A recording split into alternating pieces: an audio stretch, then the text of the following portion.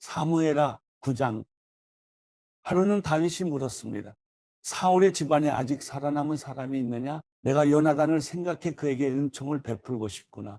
마침 사울 집안에서 일하던 시바라는 종이 있어서 그를 불러 다윗 앞에 서게 했습니다. 왕이 그에게 말했습니다. 내가 시바냐? 그가 대답했습니다. 예, 왕의 종입니다. 왕이 다시 물었습니다. 사울의 집안에 살아남은 사람이 없느냐? 내가 하나님의 은총을 베풀려고 한다. 그래서 시바가 왕께 대답했습니다.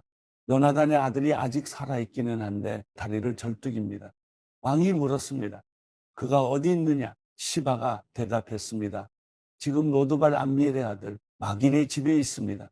그리하여 다윗 왕은 사람을 보내 로드발 암미엘의 아들 마길의 집에서 그를 데려오게 했습니다. 사울의 손자이며 요나단의 아들인 무비보셋이 다윗에게 와서 엎드려 절했습니다. 다윗이 말했습니다.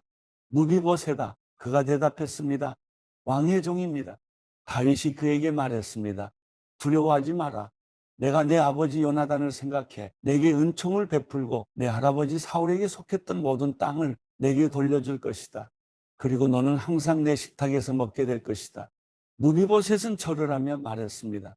이 종이 무엇이라고 죽은 개나 다름없는 저를 그렇게 생각해 주십니까? 그러자 왕이 사울의 종 시바를 불러 말했습니다. 내가 내 주인의 손자에게 사울과 그 집에 속했던 모든 것을 주었다. 그러니 너와 내 아들들과 종들은 무비보셋을 위해 땅을 경작하고 곡식을 거두어 내 주인의 손자에게 양식을 대도록 하여라. 내 주인의 손자 무비보셋은 항상 내 식탁에서 먹게 될 것이다. 그때 시바는 15명의 아들과 20명의 종들이 있었습니다. 그러자 시바가 왕께 말했습니다. 당신의 종은 무엇이든 내 주 왕께서 종에게 명령하신 대로 하겠습니다. 그리하여 무비보셋은 왕의 아들처럼 다윗의 식탁에서 먹게 됐습니다.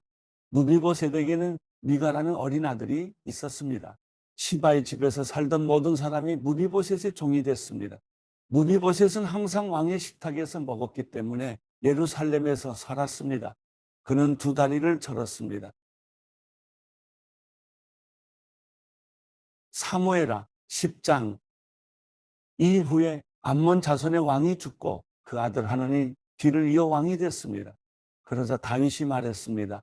하논의 아버지 나스가 내게 잘해 주었으니 나도 그의 아들 하논에게 은혜를 갚아야겠다. 그래서 다윗은 그의 아버지의 죽음을 애도하려고 하논에게 사절단을 보냈습니다. 다윗의 신하들이 암몬 자손의 땅에 이르자 암몬 귀족들이 자기들의 주 하논에게 말했습니다. 다윗이 애도의 뜻을 전한다고 왕께 사람을 보낸 것이 왕의 부친을 존경해서 그러는 것이라고 생각하십니까? 그가 성을 탐색하고 정찰에 손에 넣으려고 저들을 보낸 것 아니겠습니까? 그러자 하나는 다윗이 보낸 사람들을 붙잡아 하나같이 수염을 절반씩 깎고 겉옷을 엉덩이 중간까지 잘라 되돌려 보냈습니다. 다윗은 이 소식을 듣고는 수치스러워하는 그들을 맞이할 사람들을 보내 일렀습니다. 수염이 다 자랄 때까지 여리고에 머물러 있다가 돌아오너라. 암몬 자손은 자기들이 다윗에게 미움을 사게 된 것을 깨닫고 사람을 보내 벳르홉과 소바에 걸쳐 2만 명의 아람 사람들을 보병으로 고용했고 마아가 왕에게서 1,000명, 톱 출신 1만 2천 명을 고용했습니다. 다윗은 이 소식을 듣고 용사들로 구성된 온 군대를 요압과 함께 내보냈습니다. 암몬 자손은 나아와 성문 입구에 진을 쳤고 소바와 룹의 아람 사람들과 톱과 마아가의 사람들도 각각 들판에 진을 쳤습니다. 요압은 앞뒤로 적진이 서 있는 것을 보고 이스라엘 가운데서 가장 뛰어난 용사들을 골라 아람 사람들을 상대할 수 있도록 진을 쳤습니다. 그리고 나머지 군사들은 자기 동생 아비새에게 맡겨 암몬 자손을 상대할 수 있도록 진을 치게 했습니다. 그리고 요압이 말했습니다. 아람 사람들이 너무 강하면 내가 나를 구하러 와라. 그러나 암몬 사람들이 너무 강하면 내가 너를 구하러 가겠다. 용기를 내라. 우리 백성들과 우리 하나님의 성도를 위해 용감하게 싸우자. 여호와께서 좋게 여기시는 대로 행하실 것이다. 그러고 나서 요압과 그의 부대가 아람 사람들과 싸우기 위해 진군하자 그들은 그 앞에서 도망쳐 버렸습니다. 아람 사람들이 도망치는 것을 본 암몬 자손도 아비새 앞에서 도망쳐 성 안으로 들어가 버렸습니다. 그러자 요압은 암몬 자손과의 싸움을 멈추고 예루살렘으로 돌아왔습니다. 아람 사람들은 자기들이 이스라엘에 패한 것을 보고 온 군대를 다시 집결시켰습니다. 하다데셀은 사람을 보내 강 건너에 있던 아람 사람들을 불러들였습니다. 그리하여 그들은 헬람으로 갔고 하다데셀의 군사령관 소박이 그들을 이끌었습니다. 다윗은 이 소식을 듣고 온 이스라엘을 소집해 요단강을 건너 헬람으로 갔습니다. 아람 사람들은 다윗을 대적해 진을 치고 그와 싸웠으나 그들은 이스라엘 앞에서 도망치기 바빴습니다. 다윗은 아람의 전차 탄 사람 700명과 기마병 4만 명을 죽였고 군사령관 소박을 쳐서 그 자리에서 죽였습니다. 하닷에셀에게 속했던 모든 왕들은 자기들이 이스라엘에 진 것을 보고 이스라엘 사람들과 화해한 후에 그들을 섬겼습니다. 그 후 아람 사람들은 이스라엘이 두려워서 다시는 암몬 자손을 돕지 못했습니다. 사무엘하 11장.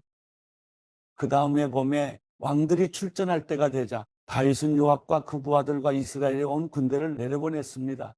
그들은 암몬 자손을 치고 라빠를 포기했습니다. 그러나 다윗은 예루살렘에 남아 있었습니다. 어느 날 저녁에 다윗은 침대에서 일어나 왕궁 옥상을 거닐고 있었습니다. 그는 거기서 한 여인이 목욕하는 것을 보았는데 그 여인은 너무나 아름다웠습니다. 다윗은 사람을 보내 그녀에 대해 알아보게 했습니다. 그 사람이 돌아와 말했습니다. 엘리암의 딸이며 햇사람 우리아의 아내인 밧세바입니다. 다윗은 사람을 보내 그 여인을 데려오게 했습니다. 그때 마침 그 여인은 부정한 몸을 씻은 뒤였습니다. 그래서 다윗은 여인과 함께 잤고 그 후 여인은 집으로 돌아갔습니다. 그 여인은 임신하게 되자 다윗에게 자신이 임신한 사실을 알렸습니다. 그러자 다윗은 햇사람 우리아를 보내라고 요압에게 전했습니다. 요압은 우리아를 다윗에게 보냈습니다. 우리아가 오자 다윗은 요압의 형편이 어떠한지, 군사들은 어떠한지, 싸움의 상황은 어떠한지 그에게 물었습니다. 그러고는 다윗이 우리아에게 말했습니다. 내 집으로 내려가 목욕하고 쉬어라. 우리아가 왕궁에서 나오니 왕의 음식물이 그에게 전해졌습니다. 그러나 우리아는 집으로 내려가지 않고 왕궁문 앞에서 자기 주인의 부하들과 함께 잤습니다. 다윗은 우리아가 집으로 내려가지 않았다는 말을 듣고 우리아에게 물었습니다. 내가 먼 길을 오지 않았느냐? 왜 집으로 가지 않았느냐? 우리아가 다윗에게 말했습니다. 언약궤와 이스라엘과 유다가 장막에 있고 내 상관이신 요압과 내 주의 군사들은 들판에 진을 치고 있습니다. 그런데 제가 어떻게 혼자 집으로 가서 먹고 마시며 아내와 함께 누울 수 있겠습니까? 왕의 생명을 걸고 맹세하는데 저는 결코 그럴 수 없습니다. 그러자 다윗이 그에게 말했습니다. 여기 하루 더 머물러 있어라. 내가 내일 너를 보내겠다. 우리아는 그날과 다음 날도 예루살렘에 머물렀습니다. 다윗은 우리아를 초청해 자신과 함께 먹고 마시며 취하게 했습니다. 그러나 그날 저녁에도 우리아는 밖으로 나가 자기 주인의 부하들 사이에서 자고 자기 집에 가지 않았습니다. 이튿날 아침 다윗은 요압에게 편지를 써서 우리아 편에 보냈습니다. 그 편지에는 이렇게 쓰여 있었습니다. 우리아를 싸움이 가장 치열한 최전선으로 내보내고 너희는 뒤로 물러가 그가 맞아 죽게 하여라. 요압은 성을 포위하고는 적진에 가장 강한 용사들이 있는 곳을 알아내요. 우리아를 그곳에 보냈습니다. 그 성 사람들이 나와 요압과 싸울 때 다윗의 군대에서 몇몇이 쓰러졌고 그때 햇사람 우리아도 죽었습니다. 요압은 다윗에게 심부름꾼을 보내서 싸움의 상황을 보고했습니다. 그리고 심부름꾼에게 이렇게 일러두었습니다. 왕께 전쟁에서 일어난 모든 일을 다 보고하고 났을 때 왕께서 불같이 화를 내시며 왜 그렇게 성 가까이 가서 싸웠느냐? 성벽에서 화살을 쏘아댈 것을 몰랐느냐? 여룻베셋의 아들 아비멜렉을 죽인 사람이 누구냐? 한 여자가 성벽에서 맷돌 윗짝을 던져서 그가 데베스에서 죽은 것이 아니냐? 왜 그렇게 성 가까이로 갔느냐? 하고 내게 물으시면 왕의 종 햇사람 우리아도 죽었습니다라고 대답하여라. 심부름꾼은 길을 떠나 다윗에게 도착해 요압이 일러준 대로 모두 전했습니다. 심부름꾼이 다윗에게 말했습니다. 저들이 우리를 몰아내려고 들판으로 나왔지만 우리가 그들을 쳐서 성문 쪽으로 몰아갔습니다. 그러자 활 쏘는 사람들이 성벽에서 왕의 종들에게 화살을 쏘아댔고 왕의 군사들 몇몇이 죽었습니다. 또 왕의 종 햇사람 우리아도 죽었습니다. 그러자 다윗이 심부름꾼에게 말했습니다. 요압에게 이 일로 괴로워할 것 없다. 칼이라는 것은 이 사람도 죽이고 저 사람도 죽이는 법이다. 그 성을 더욱 맹렬히 공격해 함락시키라라고 말해 요압을 격려하도록 하여라. 우리아의 아내는 남편이 죽었다는 소식을 듣고 슬피 울었습니다. 슬픔의 기간이 끝나자 다윗은 사람을 보내 그녀를 자기 집으로 들였고 그 여인은 다윗의 아내가 되어 아들을 낳았습니다. 그러나 다윗이 한 이 일은 여호와께서 보시기에 악했습니다.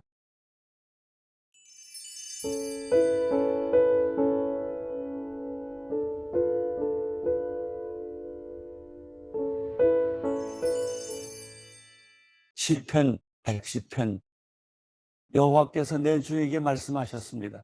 내가 내 적을 내 발의 발판으로 삼을 때까지 내 오른쪽에 앉아 있으라.